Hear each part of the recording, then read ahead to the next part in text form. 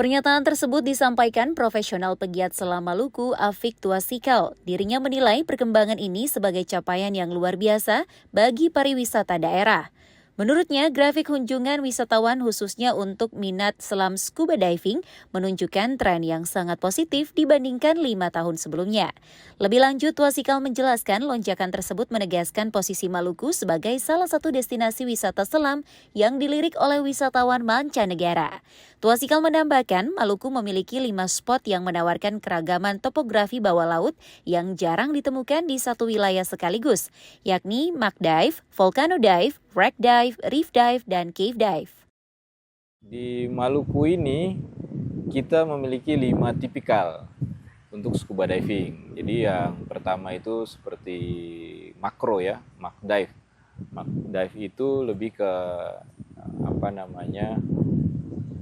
kita melihat ikan-ikan kecil atau habitat laut yang warna-warni yang sangat jarang kita temukan di saat kita berenang, saat kita menyelam di tempat-tempat yang memang lebih banyak koralnya. Menurutnya, keberagaman ini dinilai menjadi selling point atau nilai jual terkuat Maluku di pasar wisata bahari internasional. Kepercayaan wisatawan mancanegara ini dinilai sebagai bukti bahwa kekayaan biodiversitas bawah laut Maluku mampu bersaing dengan destinasi kelas dunia lainnya. Monika Sipala, Nando Wahid melaporkan.